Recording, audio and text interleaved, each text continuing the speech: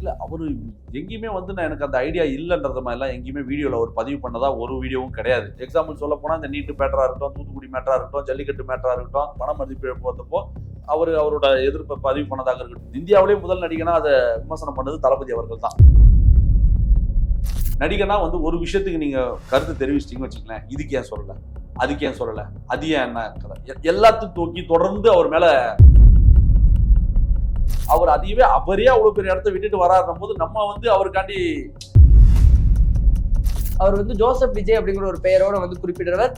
அந்த ஒரு வெளியீட்டுல மட்டும் விஜய் அப்படிங்கிறத மட்டும் அவரோட கொள்கையே வந்து அம்பேத்கரை படிங்க, பெரியாரை படிங்கன்றார். பெரியாரை படிக்கணும் போதே அந்த இடத்துல மதங்களும் ஜாதிகளும் உடைக்கப்படுது. அம்பேத்கரை படிக்கணும் போதே அந்த இடத்துல ஜாதிக்கு உடைக்கப்படுது. அவர் வந்து எல்லாரும் சமமா நடத்தணும். கொஞ்ச நாளைக்கு முன்னாடி அவர் டாக்ஸ் கட்டலன்னு இஷ்யூ வந்துச்சு. ஏங்க 2.5 கோடி ரூபாய் கார் வாங்குற ஒருத்தருக்கு வந்து ஒரு 5 லட்சம் ரூபாய் கொடுத்து டாக்ஸ் கட்டுறதுக்காக வலிக்குது. தலைவர் ஒரு கேப்டன் அவர்களை வந்து கொண்டாட தவறிய தமிழ்நாட்டு மக்கள் தலைவனை வந்து மிஸ் பண்ணிடக்கூடாதுன்னு நான் சொல்ல வரேன். தளபதி அவர்களை வந்து விஜய் அவர்கள் அந்த மாநாடு எங்க வைப்பாரு ஒரு ஃபேனா நீங்க சொல்லுங்க, எங்க வச்சா நல்லா இருக்கும்? அதுதான் என்னன்னா, ஒரு சாதாரண ஆடியோ லான்ச்சுக்கே வந்து பர்மிஷன் கொடுக்க மாட்டாங்க. இந்த அளவுக்கு கூட்டத்தை தாக்கு பிடிக்கக்கூடிய சிட்டி எங்க இருக்குன்னு தேடும்.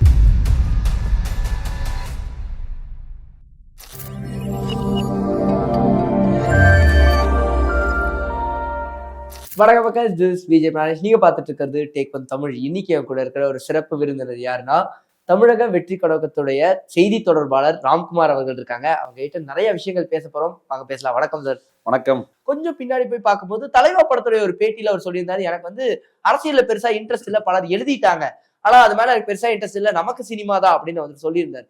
சடனா இந்த ஒரு மாற்றம், மறுபடியும் அரசியலுக்கு உள்ள வரலாம் இறங்கலாங்கிற ஒரு தைரியம் எதனால எப்ப இந்த முடிவு எடுக்கப்பட்டுச்சு? இல்ல அவரு எங்கேயுமே வந்து நான் எனக்கு அந்த ஐடியா இல்லைன்றத மாதிரிலாம் எங்கேயுமே வீடியோல ஒரு பதிவு பண்ணதா ஒரு வீடியோவும் கிடையாது.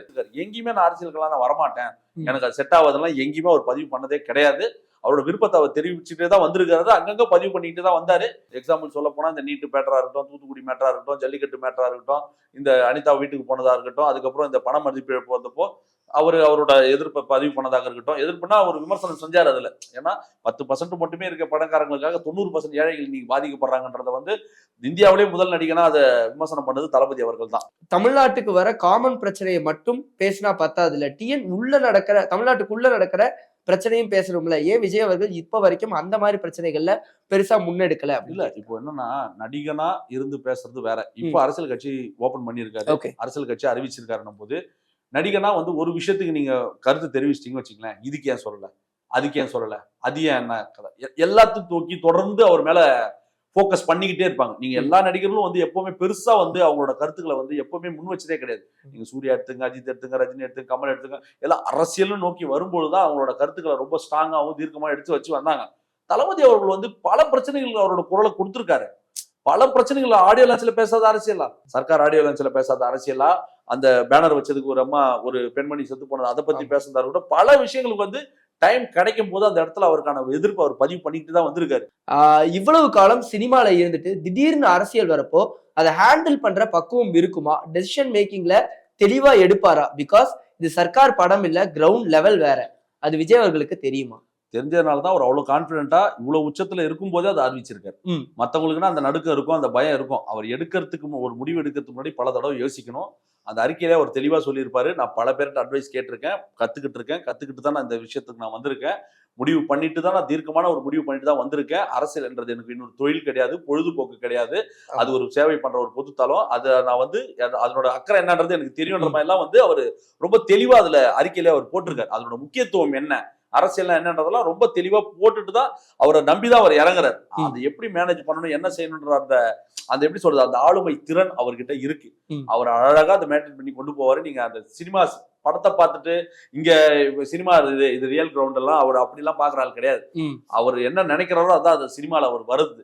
அதனால வந்து அரசியலை பொறுத்த வரைக்கும் அவர் தீர்க்கமான ஒரு முடிவு எடுத்துட்டாரு. அவரால் முடியும்னு அவர் நம்புறாரு, ரசிகர்கள் நம்புறாரு, மக்களை நம்புறாருன்னும் போது டிசிஷன்லயும் சரி, மேனேஜ்மெண்ட்லயும் சரி, அவரை நீங்க அடிச்சுக்கவே முடியாது. அவர் சொல்லு இங்க கட்டளை, அவர் சொன்னா செய்யறதுக்கு தொண்டர்கள் நாங்க தயாரா இருக்கணும் போது அதெல்லாம் அவர் பக்காவா கொண்டு போயிடுவார் கட்சியை.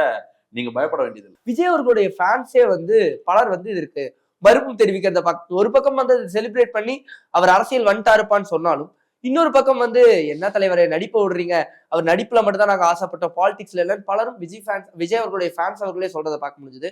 இது எப்படி பாக்குறீங்க? அவங்க நடிகர்களுக்கு அவங்க நடிகர் படம் வரும்போது ஒரு திருவிழா கோலம் தானே.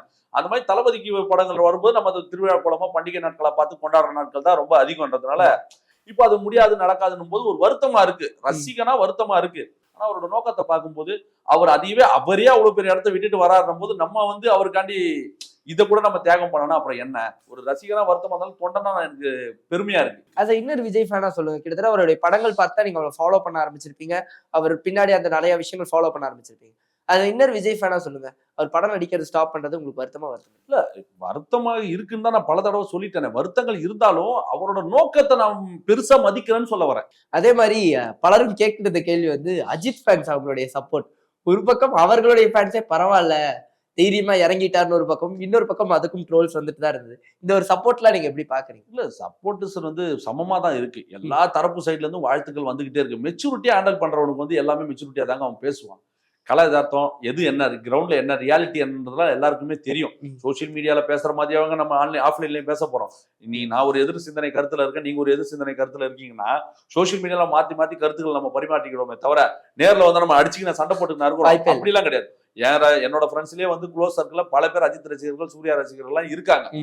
கட்சின்னு வரும்போது அவங்களுக்கு பிடிச்சிருந்தா ஆதரவு தெரிவிக்க போறாங்க. அவங்களோட சப்போர்ட் இப்பயே அவங்க சொல்றாங்க, வந்தா நாங்க விஜய்க்கு சப்போர்ட் பண்றோம் மச்சான்ற மாதிரி சொல்றாங்கன்னு வச்சுங்களேன். இந்த மாதிரி தமிழ்நாடு முழுக்க எல்லா கேங்லயும் எல்லாரும் இருப்பாங்க. அதெல்லாம் வந்து கலை யதார்த்தம் நமக்கு தெரியும். சோசியல் மீடியால ஒரு 4-5 பேர் பேசுறதை வச்சுக்கிட்டு ட்ரோல் பண்றதை வச்சுட்டு அதெல்லாம் நம்ம பெருசா எடுத்துக்க வேண்டிய அவசியம் இல்லைன்னு சொல்றோம். ஆனா சார், இப்போ ஒரு விமர்சனம் அந்த ஒரு வெளியிட்ட இதுல ஒரு வைக்கப்பட்டது. ஆனா முன்னாடி வந்து எப்பவுமே அவர் வந்து ஜோசப் விஜய் அப்படிங்கிற ஒரு பெயரோட வந்து குறிப்பிடுறவர், அந்த ஒரு வெளியீட்டுல மட்டும் விஜய் அப்படிங்கறத மட்டும் குறிப்பிட்டாரு. சினிமான்றது அவருக்கான தனிப்பட்ட ஒரு தொழில்.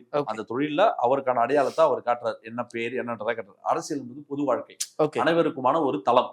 அதுல வந்து என்னோட மதத்தையோ என்னோட ஜாதியோ குறிப்பிடுறது ஒரு கேவலமான ஒரு விஷயமா எல்லாரும் பேசுறாங்க, பாப்பாங்கன்ற ஒரு கான்சியஸ் எல்லாம் எல்லாருக்குமே இருக்கும். பேருக்கு பின்னாடி நம்ம இன்னைக்கு ஜாதி போட்டுக்கிறோமா? கிடையாது. நம்ம மதத்தை நம்ம வெளிப்படுத்திக்க நினைக்கிறோமா? கிடையாது. நம்ம வீட்டுக்குள்ள இருக்கும் போது நீ உன் மதத்தை பின்பற்றிக்கோ, உன்னோட ஜாதியை நீ பேசிக்கோ, என்ன எல்லாம் பண்ணிக்கோ. வீட்டை விட்டு வெளியே வரும்போது நீ ஒரு இந்தியனா வெளியவா, ஒரு தமிழனா வெளியவான்றதா நம்மளோட கொள்கை, கோட்பாடு. அரசியல் என்பது பொது சேவை. அவர் பொது சேவை செய்ய வராருன்னும் போது அவரோட பேர் அதுல போட்டாருன்னா, ஓ கிறிஸ்டினுக்கு மட்டும் தான் பண்ணுவீங்களா? அப்போ இஸ்லாமியர் என்ன பண்ணா, அப்ப இந்துக்கள் என்ன பண்றாங்கன்ற தேவையில்லாத கான்ட்ரவர்சி ஏற்படுத்துவார். அவரோட கொள்கையே வந்து அம்பேத்கரை படிங்க, பெரியார படிங்கன்றார். பெரியார படிக்கணும் போதே அந்த இடத்துல மதங்களும் ஜாதிகளும் உடைக்கப்படுது. அம்பேத்கரை படிக்கணும் போதே அந்த இடத்துல ஜாதிக்கு உடைக்கப்படுது. அவர் வந்து எல்லாரும் சமமா நடத்தணும், ஒரு எல்லாரும் வந்து ஒத்துமையா இருக்கக்கூடிய ஒரு சமுதாயத்தை படைக்கணும்ன்றது அம்பேத்கரோட கோட்டுன்றதுனால அவரோட அரசியல் நிலைப்பாடு என்னன்றதை அவர் அறிக்கையிலே சொல்லியிருக்காரு. அதை அந்த அரசியல் வரும்போது சில விஷயங்கள் செய்யதான் வேணும். அவருக்கு ஒரு தனிப்பட்ட ஆளா நம்ம பார்க்க முடியாது, ஒரு எல்லாருக்குமான தலைவனா தான் நம்ம அந்த இடத்துல பாக்கணுமே தவிர ஜோசப் விஜய் கான்ட்ரவர்சி நம்ம இத்தனை வருஷமா அவர் விஜயா தானே செலிப்ரேட் பண்றோம். இப்போ அரசியல் காரணத்துக்காண்டி அதை எடுத்து முன்னாடி போட்டு கான்ட்ரவர்சி ஆக்க நினைக்கிறாங்க. அது மக்கள் மத்தியில எடுபடல. கொஞ்ச நாளைக்கு முன்னாடி அவர் டாக்ஸ் கட்டலன்னு இஷ்யூ வந்துச்சு. அவரு வந்து அவரை சரி பண்ணிட்டு தானே அரசியல் இறங்குவாரு, அது கரெக்டா இருக்கும்ல அப்படின்னு கேட்டிருக்காங்க. ஏங்க 2.5 கோடி ரூபாய் கார் வாங்குற ஒருத்தருக்கு வந்து ஒரு 5 லட்சம் ரூபாய் கொடுத்து டாக்ஸ் கட்டுறதுக்காக வலிக்குது ஆன் ரோடு வாங்கி ஓட்டுறதுக்கு? அதெல்லாம் ஒண்ணுமே கிடையாது. அது நீங்க முன்கூட்டியே சொல்லியிருந்தா கட்டி இருப்போன்றதா நம்மளோட டேர்ம்ஸ். நீங்க இதை சொல்லவே கிடையாது, நீங்க புதுசா சொல்றீங்களேன்றதான் மேட்ரு. அவர் அதே ரோல்ஸா இருக்காரு சுத்திட்டு இருக்காரு. டாக்ஸ் கட்டாம ரோட்ல சுத்த விட்டுருவாங்களா? முடியாது. பலரும் விஜயகாந்த் அவர்களையும் விஜய் அவர்களையும் கம்பேர் பண்றதை பார்க்க முடியுது. இவர் தான் செலிப்ரேட் பண்ணாம விட்டுட்டீங்க, அட்லீஸ்ட் இவரையாவது கொண்டாடுங்கன்னு. இந்த ஒரு விஷயத்த நீங்க எப்படி பாக்குறீங்க? தலைவர் ஒரு கேப்டன் அவர்களை வந்து கொண்டாட தவறிய தமிழ்நாட்டு மக்கள் தலைவனை வந்து மிஸ் பண்ணிடக் கூடாதுன்னு நான் சொல்ல வரேன். தளபதி அவர்களை வந்து பயன்படுத்திக்கிட்டு நல்ல அரசியல்வாதிங்க தான் நம்ம தமிழ்நாட்டுக்கு தேவைப்படுது இன்னைக்கு. அதனாலதான் அவரோட அறிக்கையில கூட ஊழலற்ற, ஜாதியற்ற, மதம் சார்ந்து அதெல்லாம் இல்லாம எல்லாரும் ஒத்துமையா இருக்கணும், சேர்ந்து அரசியல் பண்ணுன்ற மாதிரி சில விமர்சனங்கள், சில விஷயங்கள்லாம் வந்து ரொம்ப காட்டமாவே அதுல பதிவு பண்ணியிருப்பார். அவரோட கோபத்தின் வெளிப்பாடாகவும் அதுல பதிவு பண்ணி வச்சிருக்காருன்னும் போது இந்த மாதிரி தலைவர்கள் தான் நமக்கு தேவை. சீரிய விரைவில் வந்து 2026 நீங்க பார்க்க தானே போறீங்க. மிகப்பெரிய ஒரு பேசு பொருளா தளபதியை சுற்றிதான் அந்த அரசியல் நிகழ்வுகள், அரசியல் பேச்சுகள் எல்லாமே இருக்க போகுது. ஆனா இப்போ விஜயகாந்த் அவர்கள் வந்து முதல்ல மாநாடு அப்படின்னு வச்சது மதுரையில ஆரம்பிச்சாரு. அந்த மாநாடுக்கான கூட்டம் இப்போ வரைக்கும் அது கண்ணுக்குள்ள இருக்கும். விஜய் அவர்கள் அந்த மாநாடு எங்க வைப்பாரு, ஒரு ஃபேனா நீங்க சொல்லுங்க, எங்க வச்சா நல்லா இருக்கும்? இல்ல அது என்னன்னா, இப்போ இந்த அளவுக்கு கூட்டத்தை தாக்கு பிடிக்கக்கூடிய சிட்டி எங்க இருக்குன்னு தேடும். அதுதான் என்னன்னா, ஒரு சாதாரண ஆடியோ லான்ச்சுக்கே வந்து பர்மிஷன் கொடுக்க மாட்டாங்க. இந்த அளவுக்கு கூட்டம் வருது, அந்த அளவுக்கு கூட்டம் வருது, லாண்டர் ப்ராப்ளம் வரும், தம்பிச்சு போயிடும், டிராபிக் ஆயிடும், இந்த மறக்குமா நெஞ்சம் கான்செப்ட் வச்சு ஓட்டினாங்க. இந்த அளவுக்கு கூட்டம் இப்ப பாண்டிச்சேரி இதுவே என்ன கதி ஆயிட்டு இருக்கோ தெரியல. இப்போ கூட்டம் ஏறின கூட்டத்துக்கு அந்த மாதிரி அந்த ஒருத்த மனுஷனுக்காக இத்தனை ஆயிரம் பேர் கூடுறான்னும் போது லட்சக்கணக்கான பேர் வருவாங்க. லட்சக்கணக்கான பேர் வந்து ஒரு மாநாடுனா வந்து கூடுவாங்க. ஒட்டுமொத்த தமிழ்நாட்டுல இருந்து எல்லாம் வரப்போறான், அவங்க மத்த ஸ்டேட்ல இருந்தெல்லாம் வேற வரும். அதுதான் நம்ம ஒரு மிகப்பெரிய பிளஸ். தமிழ்நாட்டு கூட்டம் கூடனா பரவாயில்ல, ஆந்திரால இருந்து வரும், கேரளால இருந்து வரும், கர்நாடகால இருந்து வரும், ஃபாரின்ல இருந்து எல்லாம் வருவானுங்க.